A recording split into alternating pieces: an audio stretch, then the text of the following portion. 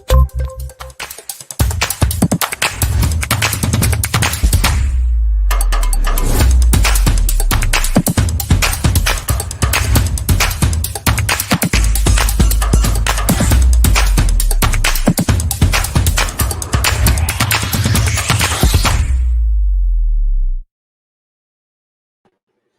everyone.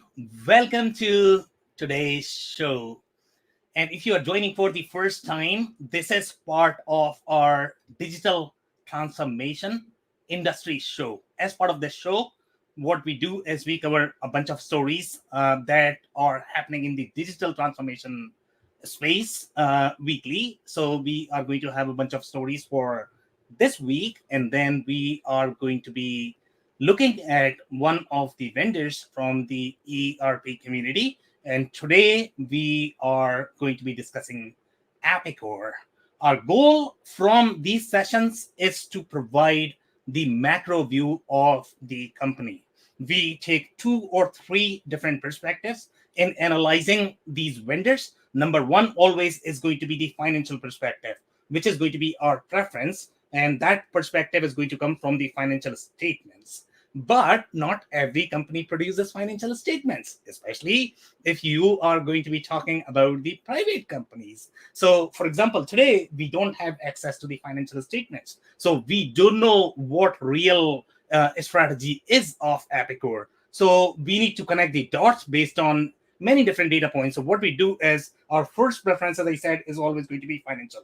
If that is not going to be available, then we are going to be connecting the dots based on their market positioning, based on how consistent they have been in the news and reporting. So what we have done is we have gone back 4 or 5 years back, and we have looked at every single news that they have released so far.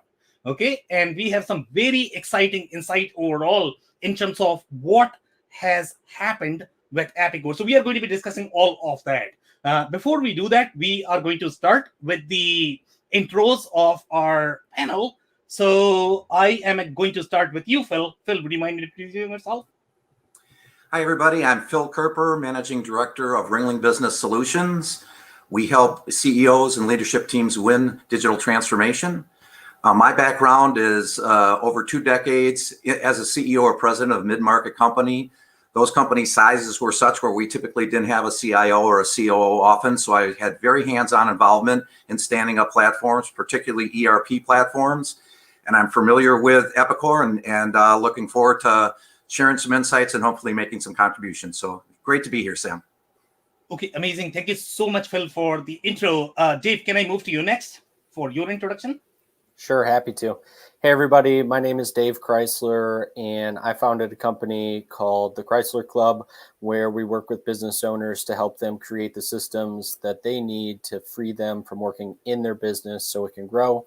I spent more than 20 years in the manufacturing space in operations. So excited to jump in and participate on this panel. Thanks for having me, Sam. Okay, amazing. Thank you so much for being here, Dave. Andy, can I move to you next for your intro? Sure. Hi, my name is Andy Pratico. I've been involved with ERP software specifically for manufacturers for most of my career. I started in 1981. Let's do the quick math. That's 40 years. I've worked with manufacturers all over North America, about 2/3 of the US states and 8/10 of the Canadian provinces, about 4,000 manufacturers in total, which is quite a few. And I've written and published a book on how to help companies evaluate and investigate and uncover the truth about ERP systems. Okay, amazing. Thank you so much for being here, Andy. Angela, can I move to you next for your intro? Hi, Sam. My name is Angela Thurman, and I am the Principal Managing Director of Thurman Co., a technical project management consulting firm in Houston. And the majority of my career has been in managing suppliers in the telecommunications and aerospace industries. And most of that has been in supply chain evaluation, including ERP systems. Okay, amazing. Thank you so much for the intro, Angela. And we are going to now jump right into the topic. So first, we are going to cover 4 to 5 stories that we bring for you, and that is going to be very specific to either ERP or digital transformation. So the very first story that we have is going to be related to E2 Open. And I don't know if you guys are familiar with the E2 Open platform. They operate more into the supply chain execution space, which is a world in itself. It's sort of the network of all of the carriers that's going to have the 3PL play that is typically missing from your ERP systems, that is going to provide the end-to-end visibility into supply chain as you are going to ship the goods from your shipper to 3PL to again another 3PL and then finally to your consumer. So these platforms claim that they have the entire digital supply chain mapped. Who has implemented that and how capable they are, that remains, I guess.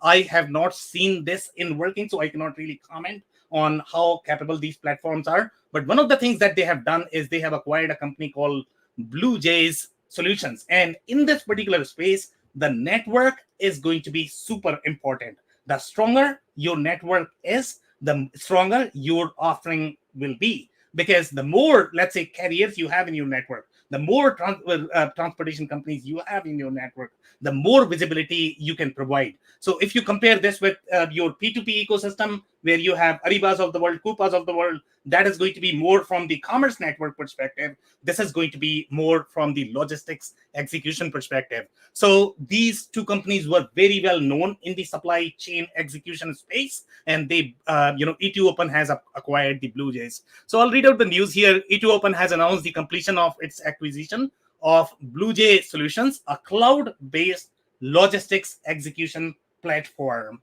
The company announced the execution earlier this year, and its completion makes E2 Open one of the largest SaaS, and these guys are SaaS, it's very clear, supply chain software platforms. It will expand E2 Open's network by nearly 25%. So as you can clearly see that, they are very, specific in that the network is going to grow by 20%, 25%, which is huge in my opinion, specifically in the logistics and transportation market.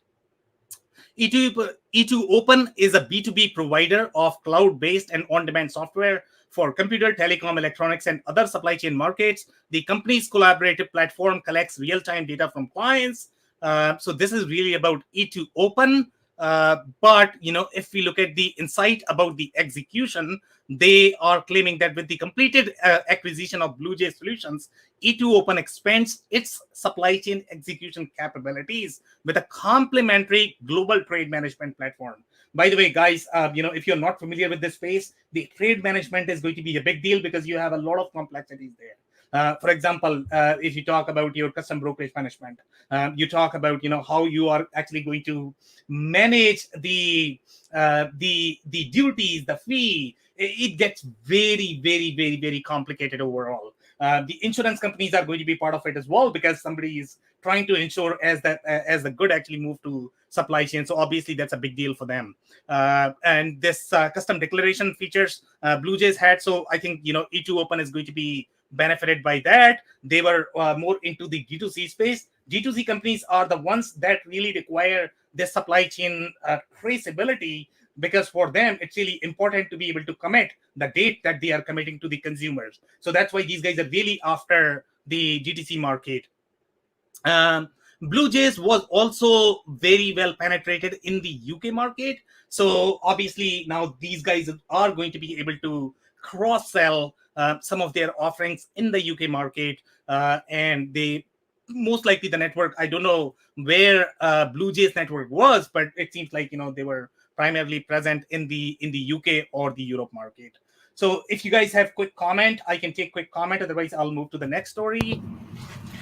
So Sam, I was just going to comment that the ability to simplify anything involving declarations, the customs, all of the brokerages is going to be a great benefit to their customers.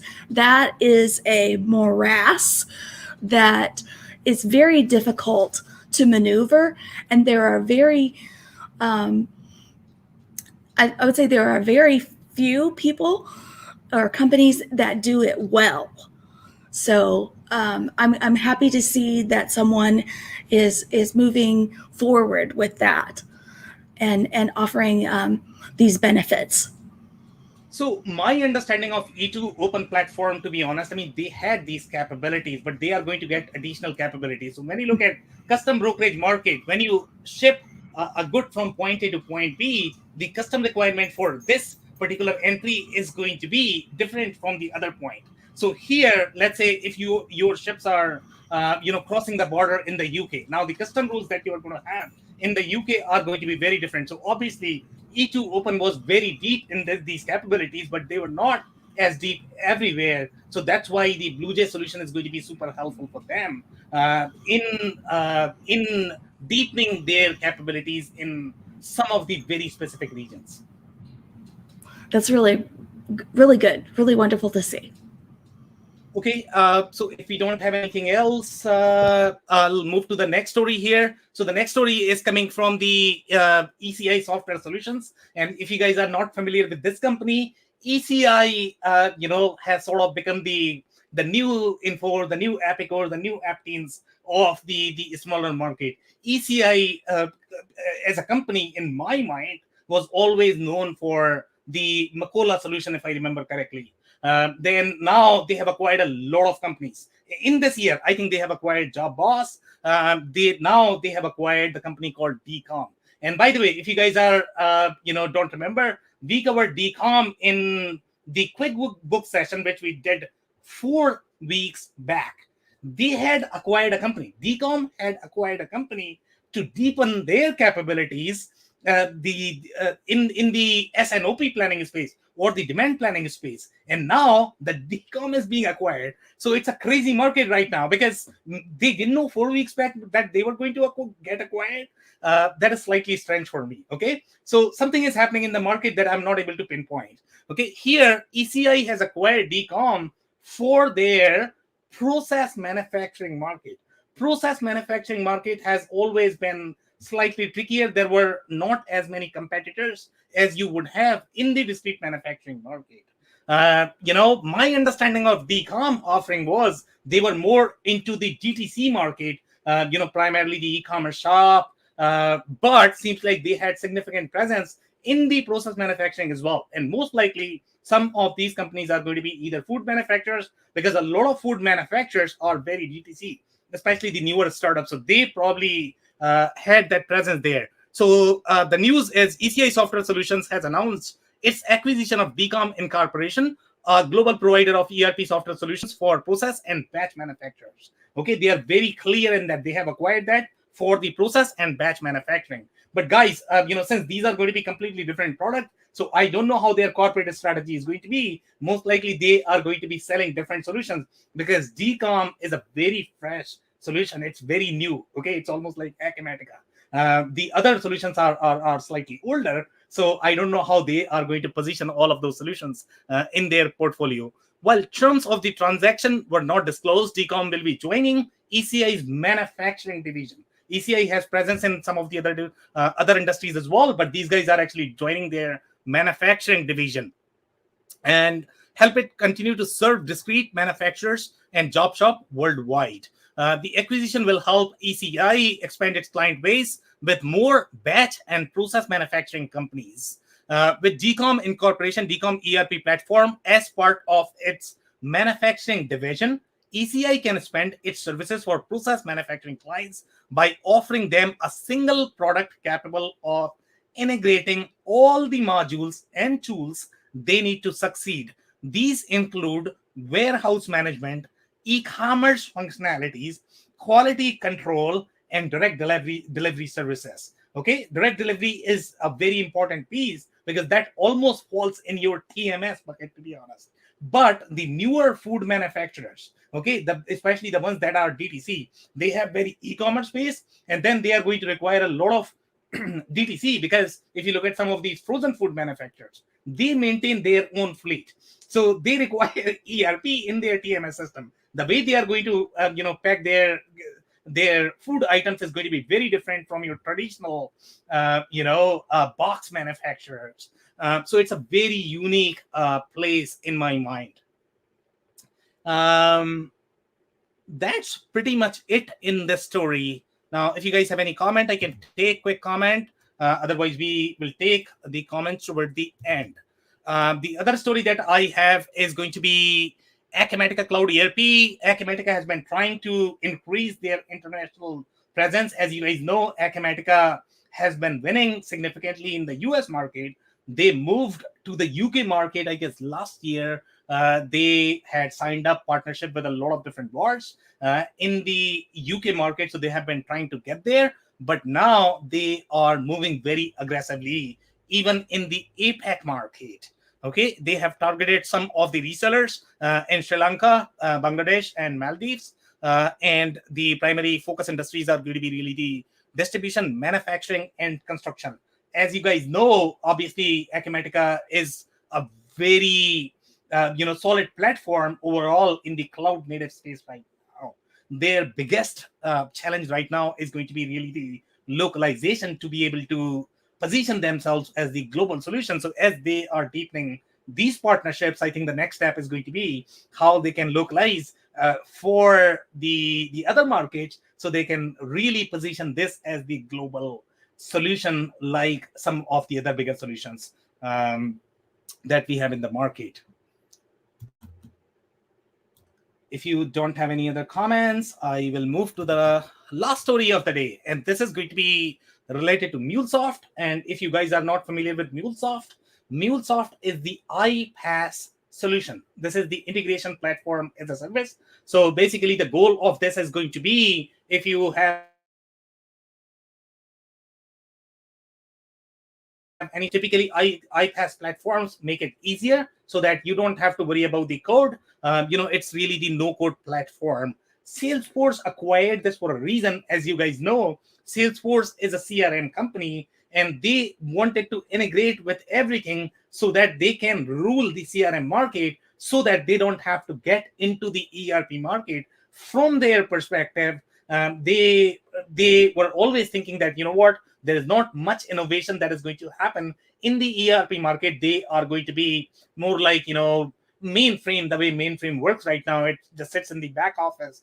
You are not going to have much of the innovation there. So what I'm going to do is I'm actually going to create the integration there, because the most innovation is going to happen in the CRM platform. That's the mindset, Salesforce is operating at this point of time. And that's why they have acquired companies like Tableau, companies like Slack. Their focus is going to be very, pre-sale side of the process, the community building side of the process, sales and marketing side of the processes. So here they have acquired another company called Service Trace. By the way, they are deepening their capabilities in the field service space, because they consider that as part of your CRM umbrella. So Service Trace is going to be the RPA solution. I don't know if Mulesoft has that, there or not, but Service Trace is actually going to help them with the RPA capabilities in the no-code solution. Now, that's the end of the story. I'll take some quick comments for 2-3 minutes. After that, I'll move to the discussion about Epicor.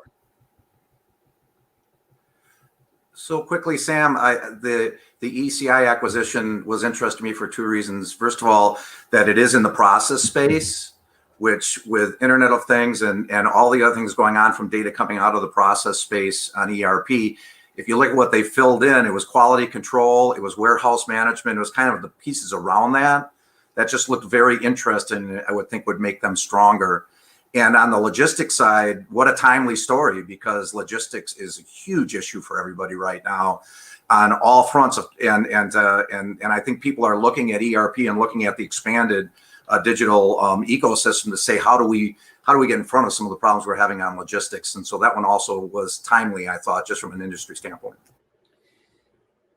I completely agree. The only comment I would make is when you talk about the process and batch manufacturing capabilities, these get slightly deeper in terms of the formula management, the recipe management, the recall traceability, we did not see any mention of that.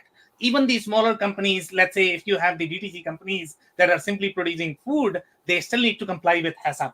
And if they have to comply with HACCP, they are going to require far deeper lot management capabilities, far deeper, your recall management capabilities, and obviously the formula and recipe is going to be part of that. So we did not see any of that mentioned. So I don't know if, let's say, the DCOM solution had those capabilities. Maybe not. But in my mind, DCOM was always more of the DTC solution as opposed to process and batch manufacturing solution. But unless we look at the screen, unless we look at the capabilities at a deeper level, we cannot say if they were really designed for batch manufacturing. Yeah, and maybe what ECI had to start with, right, on some of those areas, if they had the expertise to start with in those areas or the capabilities.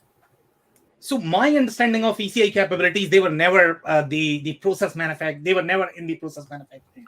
Yeah, so maybe that's a great point. Then maybe because I haven't been personally involved in ECI, I know of them. Maybe that's another acquisition. Maybe you're predicting their next acquisition.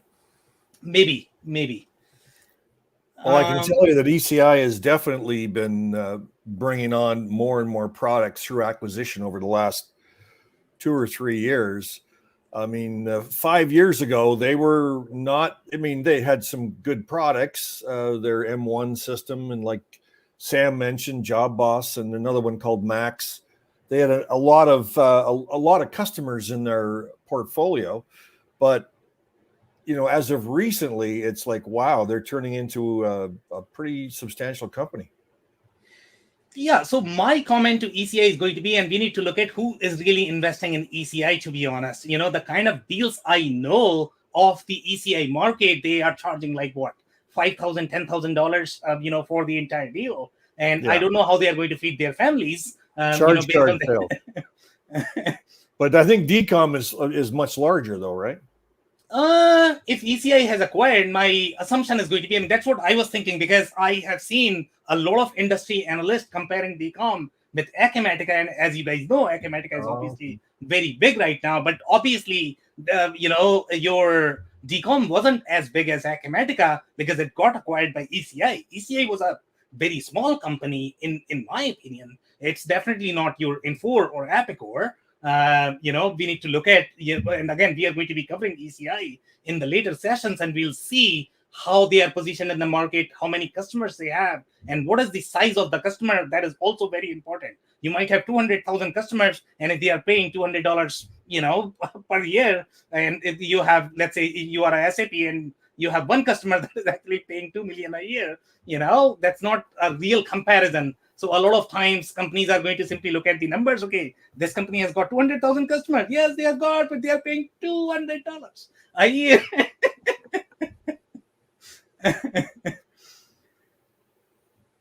Okay, guys, any other comments?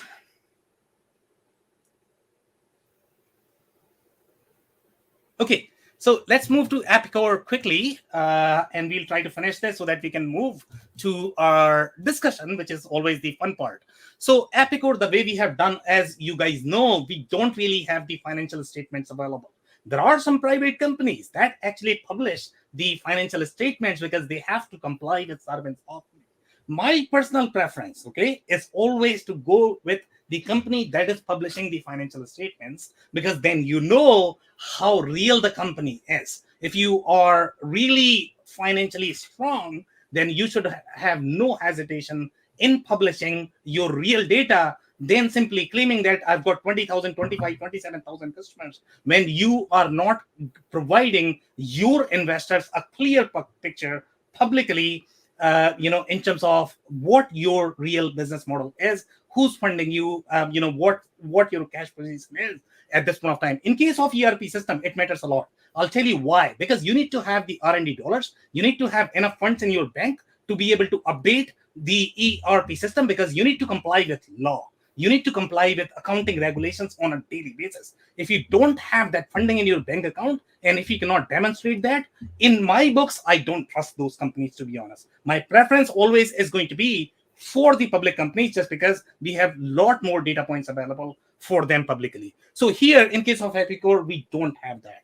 Now, so we are going to look at their marketing positioning, how they are positioned in the market. So here, if you look at their menu structure, the way they have structured, and I don't know, I found it very busy. As you can see, it's very busy slide. It's all over the place. I just did not know how to correlate these product offerings, to be honest. Okay, so the very first offering that they have is called Bistrack. Now, it's not even an ERP. Now, if Epicor is really positioned as the ERP company, as a marketer, if I were Epicor, then I would be putting that as my flagship product. Okay, that's my number one.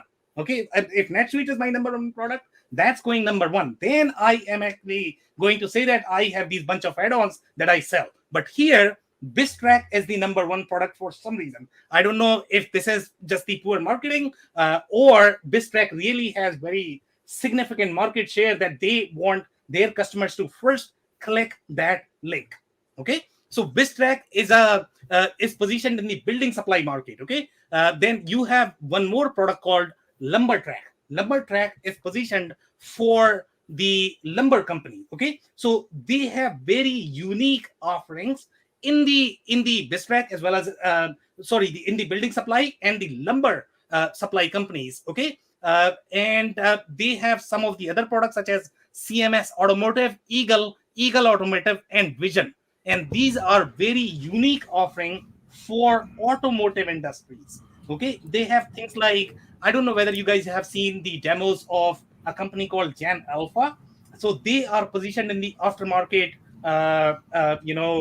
manufacturer. So typically what they need is they need the visualization of their entire equipment so that if anybody needs to know which part they are trying to buy, they should be able to visualize that. That's what is called sort of the cataloging, in that space. So the automotive companies, especially in the aftermarket, they require these capabilities. So CMS Automotive, Eagle Automotive, Vision, they are going to have very deep capabilities for these automotive companies. Now, if you look at the Eclipse solution, okay, this is Sam. Yeah. If I could interject for a second, aren't those in alphabetical order? Yes, they are. So they're not prioritizing them as their most meaningful solution. They're just in alphabetical order. So as a marketer, Horrible idea. I would not do that. I wouldn't do that either. As a marketer, it's a horrible idea. Maybe they didn't want to make anybody internally angry at who went first. But that's a great catch. Thank you so much, Angela, for figuring that out. Yeah, no, I think we all noticed that. But these descriptions on the right-hand column, I see you've got little arrows pointing all directions. Was this all in one screen, or is this two screens that were put together? So this is one screen. This is the screenshot of their homepage of the menu. So typically, if I am actually designing these menus, I would have, let's say, automotive companies. You go here, aligned to each one aligned to their description. Yeah, wow, that's crazy. Yeah, they do a little bit better on that later, but yeah, this one's tough. This particular one is tough. Great catch, by the way, Angela. Thank you so much for that. Now, one of the things that I noticed is Eclipse is their flagship product. Okay, they have been winning a lot in the electrical distribution space. And guys, if you are not familiar with electrical distribution space, that's a very unique space. Okay, it has flavors of construction. Because as you know, when you are constructing your buildings, you have to coordinate with your general contractors. They are actually going to require your electricians and plumbers. And then, so the way the electrical, the contractor business or the electrical distribution business works is a lot of electrical distributors have a lot of contract business as well that they carry as part of their business model. So Eclipse is the go-to product in that market, okay? And by the way, Epicor claims that. I could not find the actual number of customers. Sometimes they are claiming that they have roughly 20,000. On their site, it's claimed that they have 27,000 customers, okay? Right now, as of today. Now, among those 27 or 20, I don't know which one to trust, to be honest. Sometimes they are referring 20, sometimes 27. Eclipse in their documentation has 4,500 customers. Okay, this is a very unique product. I mean, this is not even their flagship product. So their 4,500 customers are coming from a very niche product targeted for the electrical distributors. So now you are going to actually wonder and question that, okay, you have so many different products and you don't know what is going on here. You have no idea what is the count of their flagship product at this point of time. How many installations do they really have? Okay, they are going to claim I have 27,000, but that 27,000 is not really for their flagship product, because these all products are completely different. They are going to have different databases. They are going to have their own product roadmap. They are going to have their release schedule. They are going to have different code bases. They are most likely, they might be integrated, but as you know how integration works, but it's not just one product. So now one conclusion that you can make from this is their flagship product is probably going to be somewhere around 7,000, maybe 6,000. And if that is the case, then Epicor flagship product is probably smaller than your Akimatica and NetSuite. Think Right. about that, guys. Absolutely. Okay, so that's my conclusion. I could be off a little bit, but that's what I am reading based on the data that I have here. So Eclipse is 4,500. We have no number for what is this is the Epicor ERP 10 product, which has been named as the Kinetic product. Okay, then you have obviously the LumberTrack. By the way, they have always been very strong in the retail space. Okay, they had 3 pillars as per their corporate positioning: retail, distribution, manufacturing. Okay, from there, if you actually read some of these statements right before KKR investment, and KKR was the private equity company that invested somewhere around 2016, and they exited in 2016 within 4 years. Before that, they actually wanted to make Epicor cloud ready. Epicor's challenge has always been they were never a cloud ready company. They are significantly late overall. Okay, so their goal was to reduce the footprint that they have from the product perspective. As you can see, it's very busy right now. They have a lot of products. If you try to convert all of them in cloud, you are going to have nightmare. You are going to probably require billions and billions of dollars. So now you have to figure out how to basically manage this and then move to cloud, right? So they had to figure out, okay, what can I do as a company? So what they did is they actually wanted to balance their portfolio. So one of the things that they did is they actually spun off one of the company called Aptos. Okay, they had roughly 1,000 installations in Fortune 500 companies. Okay, so this was a very omni-channel retail platform that they had, and they spun off right before KKR acquisition. Now, I don't know what were the reasons why they spun that off, but Epicor was never positioned as the manufacturing play. They were more of the retail distribution sort of play. In 2015, that's where Akimatica and NetSuite became super strong. They really started penetrating the cloud market. So now Epicor had to figure out, okay, what do we do? So that's where they started deepening their capabilities more in the manufacturing space. Now we are going to look at more data points to validate this hypothesis than the one I'm making right now. So here, Propello is still very, retail solution that they sell for their retail market. Profit 21 is the distribution solution. Okay, this is their flagship product for the distribution industry. So if a distributor is coming to them and asking for a solution, they are not going to position manufacturing solution. They are going to position distribution solution. And this was very well known. It's a brand name in the distribution community, Profit 21. Okay, there is no clear roadmap for that. We'll discuss that later as well. Vision is, as I mentioned, the automotive solution. So now this is the second menu that we have covered so far. Now we are actually going to move to their industry solution. Okay, so we are going to discuss the industry solution, how they are presented, and what Epicor wants customers to look at when they look at these industries. So now on the next slide,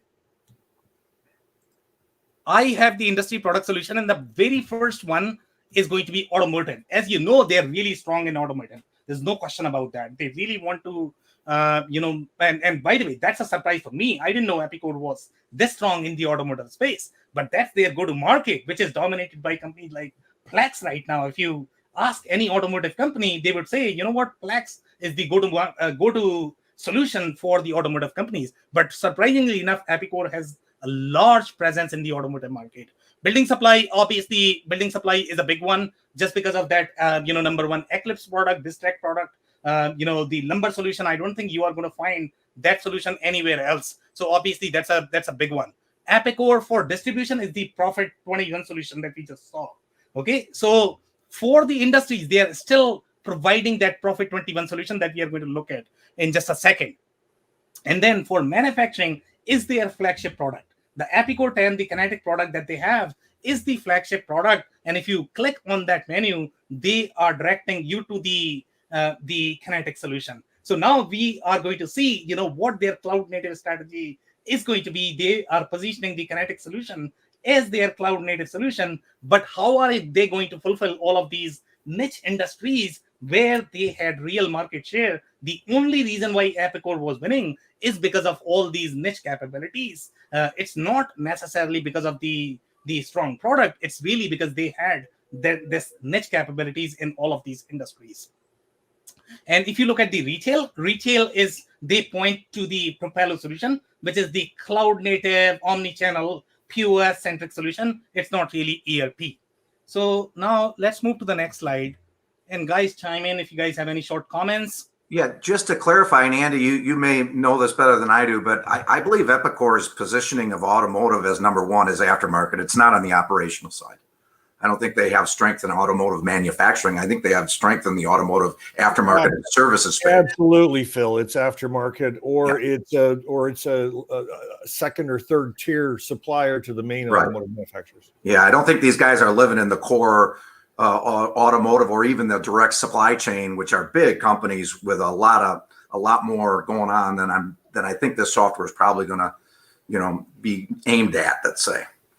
So, guys, I'm actually going to have one recommendation for Epicor, to be honest. They should probably hire Angela as their marketer, because the way I'm suspecting here is it's still very alphabetic. The way it is positioned. So if you look at automotive, building supply, I really don't know why they would do that. They really need a marketer.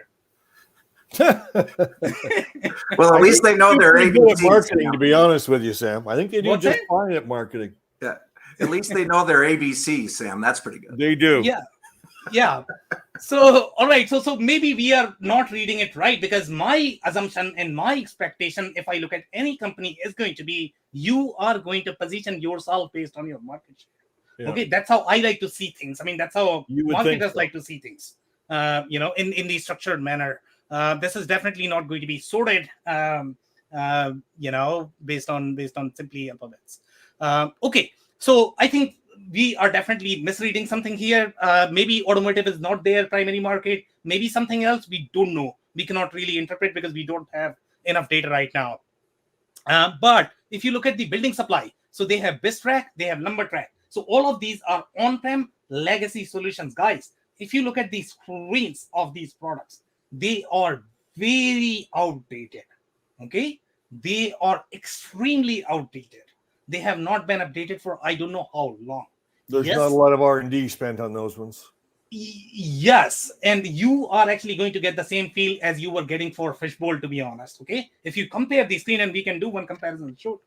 Okay, we can do the comparison. Desktop screens, as you know, look very different than your cloud native screens. We all know how to identify that. If you actually look at the details, you can figure those out. So obviously they are not investing a lot. They are simply trying to please those customers right now. But the question is going to be, what is the path for these customers on the newer solution is going to be my question.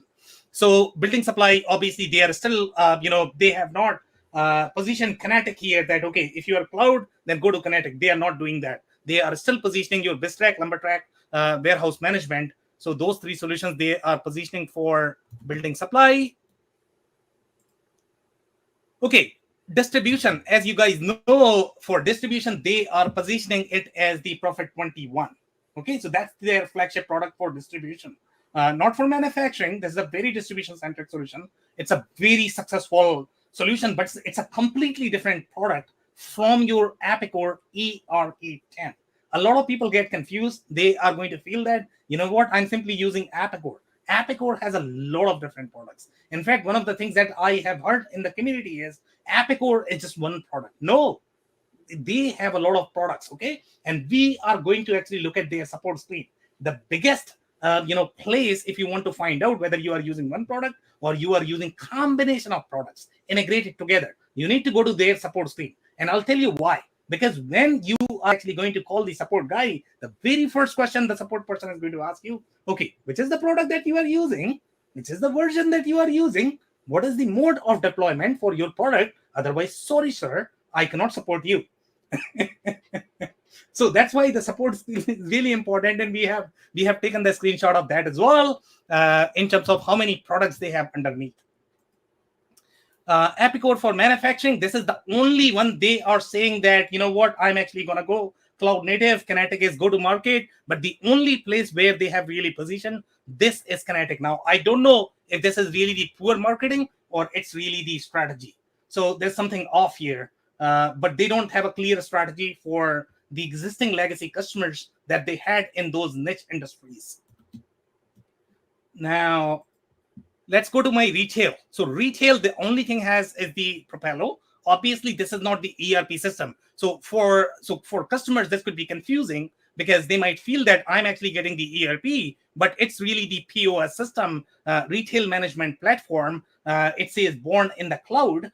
Sure, the only piece that is going to be born in the cloud is really going to be your POS solution. It's not going to be your core ERP. So there's a lot of confusion overall in the way they have structured their marketing and strategy in my mind. Tell me something, Sam. Is this Propello, is it more of an add-on to the Profit 21 tool? So I think they are selling Propello with whichever solution they might have. So I've seen this being used with Epicor ERP 10, because if the company is going to have deeper manufacturing needs, along with, let's say, they have their own distribution channel, then Propello would be used with Epicor ERP 10. Yeah. Otherwise, so it's really the add-on that could be used with any of the platforms. Okay. So let's keep moving here. Now let's look at their cloud solutions. Okay. So most companies, as we saw in case of Oracle, the only solutions they are positioning in the market is going to be your flagship product that Oracle has, and then secondary is going to be your NetSuite. That's how their marketing positioning was. But in case of Epicor, when we look at the cloud solutions, great. Okay, they are targeting 3 industries. That's consistent with the news that, okay, I am going to have 3 pillars. They are going to be equal. I'm not saying that my manufacturing pillar is bigger than my distribution. I'm going to have equal presence in all these 3 categories. That's how Epicor likes to position themselves in the news, in the media, in the market. So now, as you can see, these are 3 pillars. And from marketing perspective, if the marketing is done right, I can see these 3 are evenly positioned. Now, let's look at what's happening underneath them. So in case of manufacturing, as you can see, if you pay attention to the URL says manufacturing cloud is equal to yes. Okay. What that means is, if you are looking for a cloud solution and if you are a manufacturing company, I want you to buy Kinetic. Okay. That's what it means, in the marketing terms. So obviously they want, so let's say if any of the manufacturers are going to go to Epicor, they are most likely going to point them to Kinetic, but they are not going to get all the bells and whistles that were available through the other manufacturing platforms where they had significant deeper expertise, such as your automotive. Now, let's look at some more screens here. Now, if you look at the distribution, this is very interesting. If you look at the news, they are claiming that they have killed all of their legacy products and their go-to platform is going to be Kinetic. But if you look at their cloud positioning from the market perspective, right now they are positioning Profit 21, because obviously if the customers are actually going to buy Kinetic, they are going to be super confused that I'm not a manufacturing company. You are trying to sell me a manufacturing solution. Okay, so that's why they are actually going to position Profit 21, but I could not find a clear strategy for Profit 21, whether that is going to be cloud native or not. So it's very interesting. Now let's look at the third pillar. And third pillar is the funniest. Now, as a corporate entity, you are actually trying to position 3 pillars. And in case of retail, the only thing I'm selling you is going to be my POS, which I find fascinating, because obviously retail companies need an ERP as well. So I would have liked to see here either Kinetic or Profit 21. But Andy, I think you are right. Since they are trying to position on both of them, so they don't want to make it confusing by positioning two different products, underneath your POS. So that's a tricky part, I guess. That's why they probably don't have an ERP for retail customers. Now, let's look at some news, and this is the recent news that they have. As you guys can see, the date. This is coming, like a month back or 2-3 months back, right? So here they are saying, and this is, by the way, this is the search target platform. Obviously, they are very credible. So here they are saying Epicor Software Corporation is making a play as a cloud-first ERP company with the rebranding of its flagship Epicor product. Okay, so cloud-first ERP company. I get the mindset, but they are trying to oversell, and Epicor is the only company that I have seen overselling this. Okay, they are calling themselves as cloud native.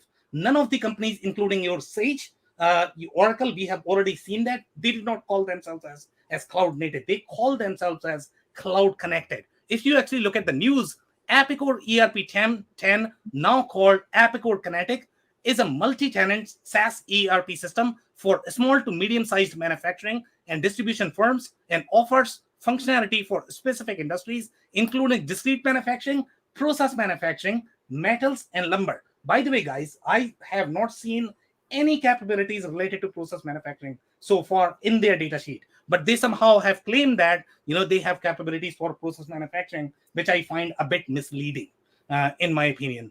Although Epicor ERP 10 was cloud ready, so they are saying that Epicor 10 was cloud ready, but they chose to go with your cloud native solution called Kinetic. By the way, guys, Kinetic is just a UX layer. SAP has done this 5 years back with the platform called Fury.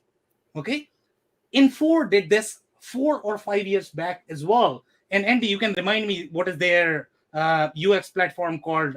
The UI one. Well, they've got pardon me. Mongoose. That's the development tool. Yeah, so the built-in development tool. Yeah, so this is the same mindset that they are playing in 2021. Okay, I know. By the way, I know, but what's really interesting is that it's this whole claim. It's although Epicor ERP was cloud ready, what does that mean? Yeah, so we are going to dig into all of that. Let's look at the overall positioning. In my mind, the only thing they have done is they have simply improvised their UI layer. It's not really cloud native. It's still very cloud connected solution. In fact, if you look at their screens right now, to be honest, they are very desktop looking. Even the cloud connected solutions, if you look at Sage X3, if you look at your Infor screens, they are slightly better than what Epicor has. The only reason is because they are late in the market, and that could be the reason why KKR really wanted out within 4 years. Okay, so we'll look into that as well. Just give me a second here. So here, this is coming from the president. By the way, there has been a lot of management changes as well. Now their CTO is the president. So the new president is saying it was essential to get the products, which is sometimes the easier job, and then start converting our 20,000 on-premise customers to the cloud. Okay, so obviously that's their big challenge that they have, but how they are going to convert is not clear. So now I'm actually going to move to the next slide here. This is other news that we have. This is coming from what? This is also in June 2021. Here they are clearly saying the Kinetic was the name for the UX framework, which means the underlying code is still going to be legacy. The only thing that they have done is the improvise the UX framework, and we don't even know if this includes the UI layer. They are changing the mindset of development. That's what frameworks mean in my mind. That was first announced and has been a big news, but SAP, Infor, and a lot of other companies have done this long back. Is this? I hate to use an expression that's derogatory, but is this the old story of lipstick on a pig? I'm not too sure about that, but Okay. I'll let other panelists, comment on that. But come back to your definition of framework. Right. That this second paragraph where you've highlighted in red does not make sense, right? That they took a system that was quote unquote cloud ready, which doesn't mean much, to Right. native cloud by renaming it and using the different framework. I mean, that doesn't make sense to me. I don't think that's possible. Andy, is that even possible? I'm not going to use that expression again, but that's what it sounds like to me. Yeah, so I don't use that term, the one that you mentioned, Andy. I call this as fake cloud. Okay, Fake cloud. That's Okay. fake cloud is the real That's term. much better than my term. Yes, I agree. Yeah, so some people like to call this as cloud connected. Obviously, it's going to be the degree of cloud nativeness. Okay, that's what is important. And sometimes people simply, even if you're, let's say, 10% cloud native, they are going to sell themselves as 100% cloud native. And, I think that's a really good way to say it, Sam. Because if you say cloud ready, which basically is just probably marketing talk, yeah, you say cloud connected, which does have some functionality, and then you say cloud native, which really is living there. But if you combine the two articles, they said there's no point in having a product that no one can use because they can't connect to it. And then you go to this article and they magically kind of fix that. I think your explanation, Sam, that they're probably some percent native and they probably think they've solved the majority of the challenges for their customers. Exactly. I completely agree with you guys. So here we are actually going to look at the support slide, the one that I had mentioned, and this is where you get the real picture of what is happening underneath. Okay, so this is where you are going to find zillions of products. And by the way, guys, today I had KKR as the investor. Tomorrow I get another investor, and they don't feel that ECS 4TL should be part of my corporate strategy. You are gone because you were using that product underneath as part of your ERP solution. So that's why the number of products that a company carrying in the background matters a lot. And Sam, is this slide saying that all those packages, which it looks like there's about 100 there, are supported?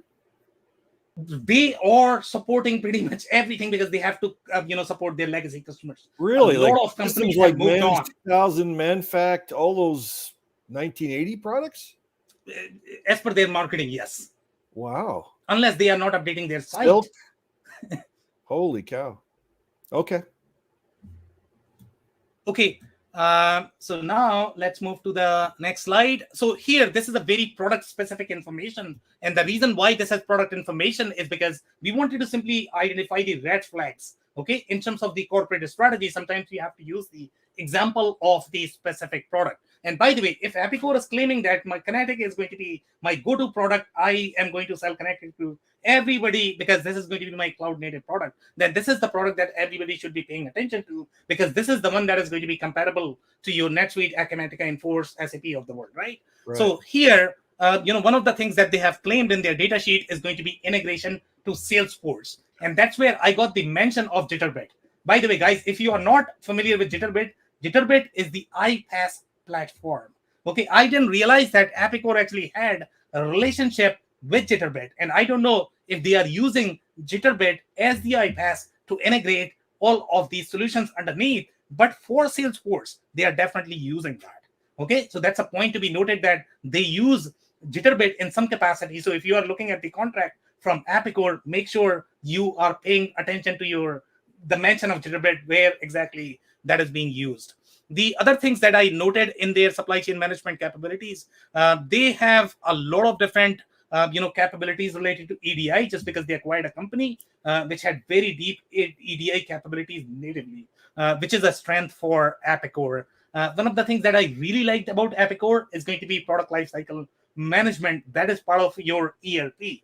A lot of the PLM practitioners, if you ask them, they typically don't like PLM solution as part of your ERP just because it's not as friendly. But Epicor is actually providing that as part of the core.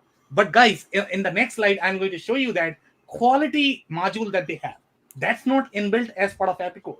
Okay, that is used from a third party, and a third party name is actually mentioned there. So now, if you think more from the corporate strategy perspective, okay, so I'm a manufacturing ERP, and I'm not going to provide you quality. And this is the approach that even companies like Akimatica takes. Okay, they don't have a quality module inbuilt. They are relying on a third party, okay, for their quality. Here, Epicor is relying on a third party as well. So what do you perceive from this? So maybe what Epicor is trying to do is, I'm not going to go into the more regulated industries where I am going to have a lot more quality requirements. I'll stick to slightly more lighter manufacturing situations where I am going to have a lot more needs from the shop floor perspective. I'm going to go really strong in my industry 4.0 capabilities. By the way, guys, if you pay attention to the news, you are going to see all of this in the recent developments. So they are really targeting the companies. And by the way, they are really strong in automotive. Automotive asks for a lot of different industry 4.0 capabilities. For them, if their one line is going to be down, and then there's going to be like millions of dollars they are going to lose. So obviously they need to focus a lot more on their industry 4.0 capabilities, but they are not as worried about quality for some reason. Okay, so now let's look at some more slides here. So Sam, yeah, I do have a comment about the PLM though too. So even though they say that they have a strong PLM, I would say that it may be not as strong as what they're representing, because while they say that it allows for secure document storage and so forth, it also says that it requires integration with something like SharePoint. So that's going to require role-specific security measures. So most of these platforms are really .NET based. So for, in my mind, I think they all should integrate or play well with SharePoint, just because that's the same ecosystem that you have in Microsoft. So I don't know if I would call them out on that, but there is some underlying integration. I don't know if this is part of the real product suite, or they are simply trying to integrate multiple PLM products, with your ERP. And that we can probably look at the product support slides to find that out. But they have PLM capabilities, at least for the electronics manufacturing industry. Okay. Well, their brochure specifically says that Epicor PLM provides an electronic vault where documents can be securely stored and where access and versioning can be tightly controlled. I think they're just describing engineering change control, and that's just a very marketing way to describe that. Yeah, subset of document management.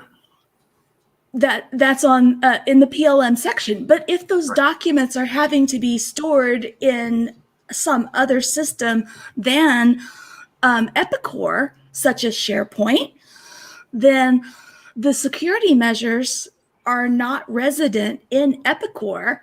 They're going to be up to whoever is the administrator of the SharePoint site. Or the True Vault software. Exactly.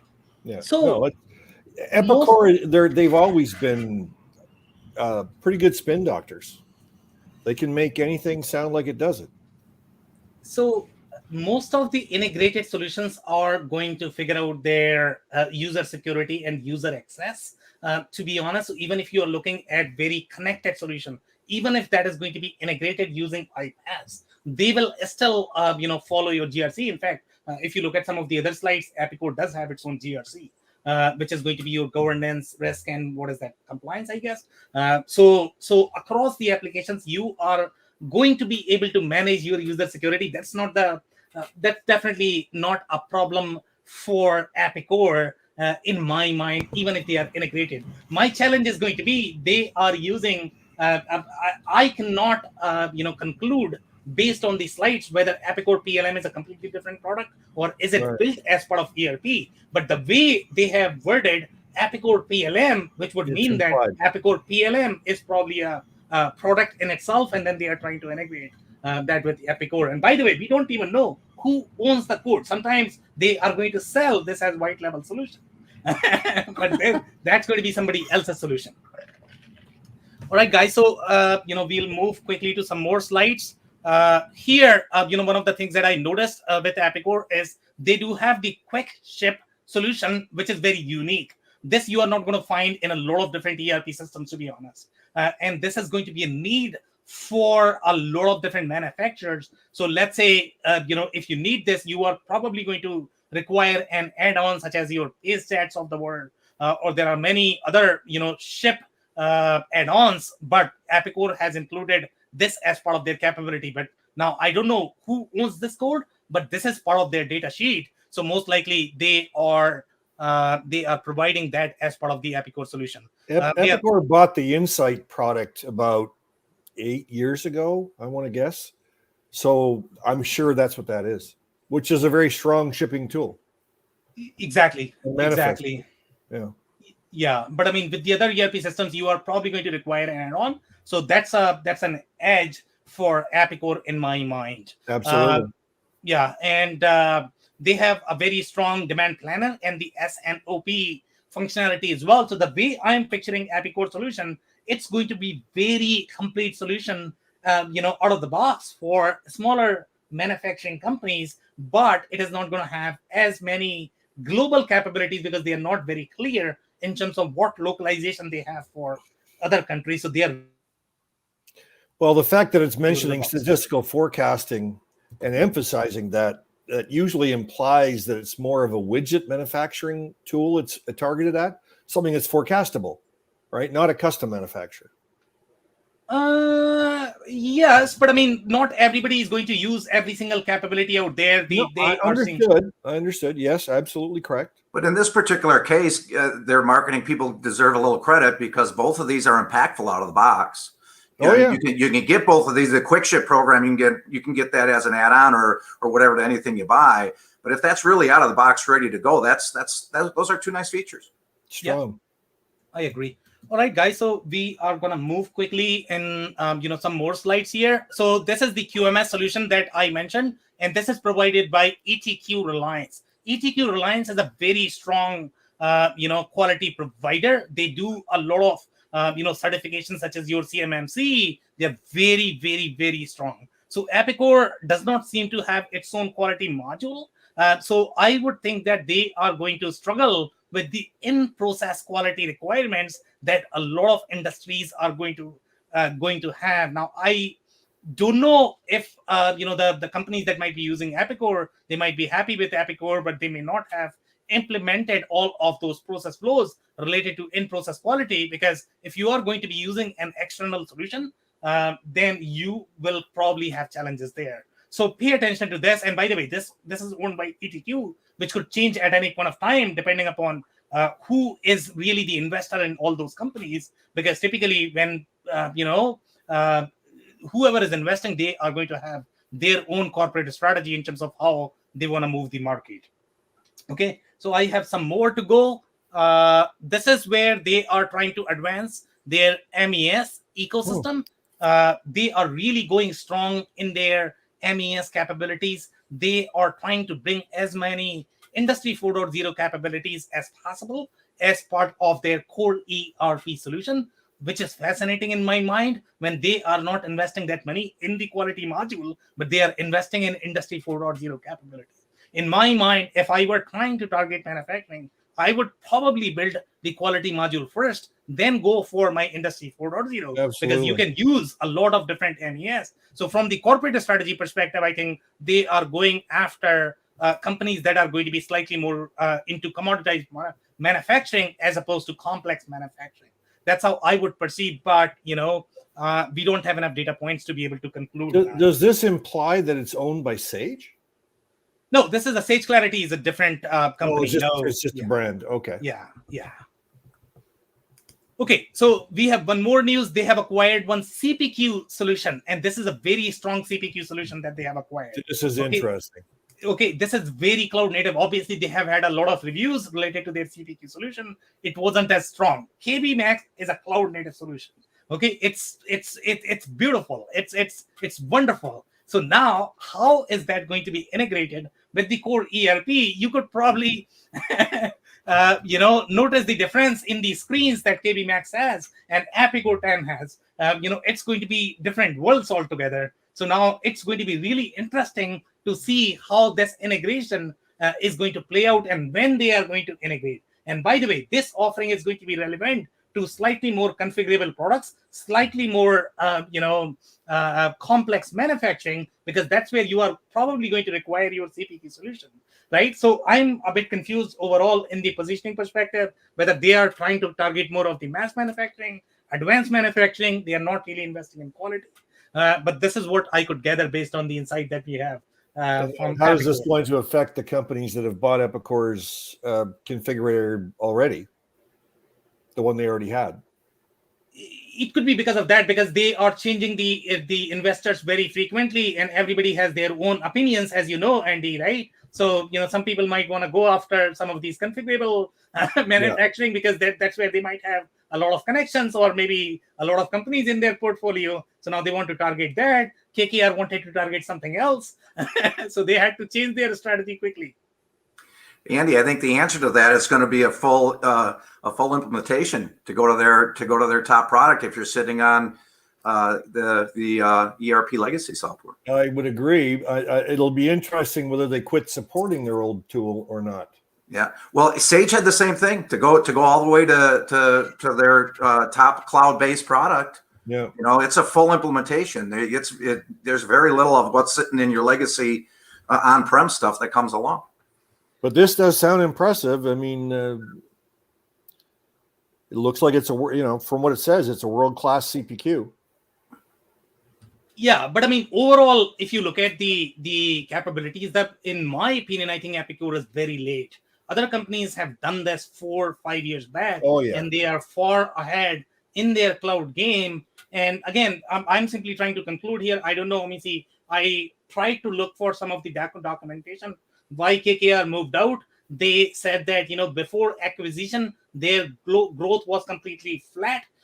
Since they invested in Epicor, now they have tried to make the Epicor the cloud company. Now I don't know what that means, to be honest, because now, if you look at their offering, they don't have clear product strategy. In my mind, I don't know what cloud strategy is. If it is simply rebranding their UX layer and calling one product your cloud native when you don't have a clear path of migration for your legacy products. I don't know how they are going to migrate because they all are very different products. They are very different industries. You cannot simply change your manufacturing product to fit into your electrical distribution company unless you design a product from scratch, which is going to be slightly more modular, slightly more platform centric. The way NetSuite is designed, the way Akimatica is designed, it's going to be very, very, very hard for Epicor.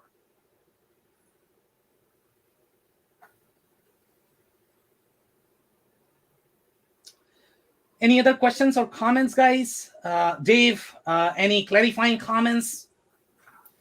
No, I think for me, Sam, as I'm taking all this in, it really reminds me of asking all the appropriate questions during the entire ERP, process, because, whether it's marketing speak that we've kind of talked to some of those points, whether Sam, I thought you brought up a really great, comment earlier in the discussion today about understanding the company that you're investing in, because an ERP implementation really is an undertaking.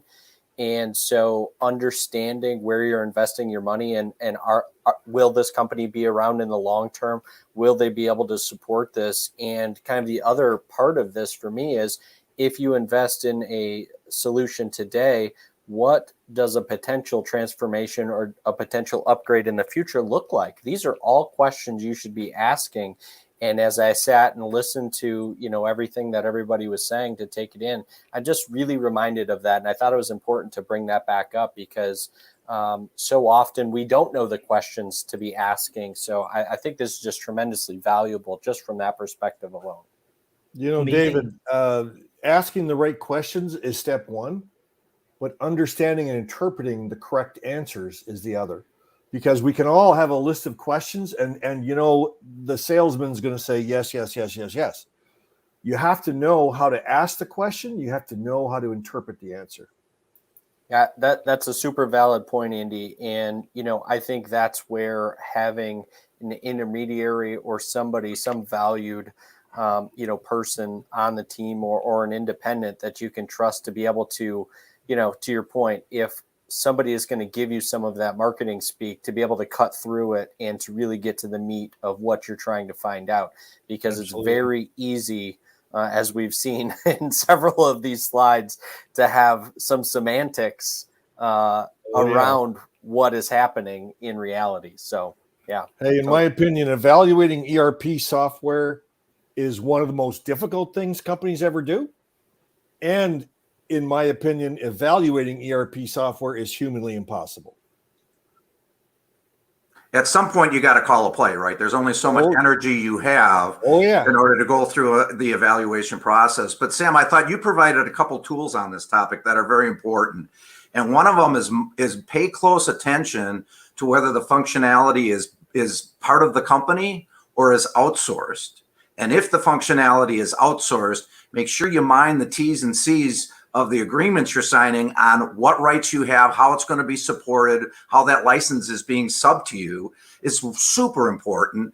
And the second thing that I would observe, and it's interesting, I think, from all of these Tuesday sessions as we evaluate these, is you can really get this look at, you're trying to figure out a puzzle of what is their product roadmap. How are they trying to go to the cloud? How are they putting it together? And they all have challenges, right? No one has like this clean way to do this. The real big guys started earlier and have more resources. Epicor has some real challenges. They've got a tremendous amount of legacy products that they're saying they're supporting, and they're adding products that some of them look pretty good. Like that pricing product looked pretty great, but I can't get my head around, if I'm sitting here on the legacy platform, how the heck am I going to get there? And if I buy the new platform, how much functionality is really sitting in these new platforms that I'm buying? You really got to do your homework with this one. Well, it's not just that, Phil. Like companies like Epicor, and there's a lot ERP companies are buying products, as Sam mentioned, every day of the week. Yeah. And, they buy these products, and all of a sudden their marketing spin doctors tell the world how great they are with this new product, but they don't tell you that it's not integrated to the main core system, because it doesn't happen overnight. It takes years. I completely agree, guys. Let the buyer beware, huh? Yeah. Unless you have any other last minute closing comments, we need to close, guys. I can take probably a couple of short ones. Otherwise, we are going to close now. Thanks, Sam. Thanks as usual, Sam. Good session. Yep. Really appreciate being This here. is great. All right. Thank you Great so show, much, Shane. guys. And if you are joining for the first time, this was the LinkedIn Live Digital Transformation Industry Series, for which we meet every Tuesday at 5:30 p.m. Eastern. And so don't miss next week's show, because we are going to have very exciting panel and a very exciting winter for your review. On that note, thank you so much, everyone, for joining. This was a powerful conversation. Thanks, Sam. Thanks, Sam.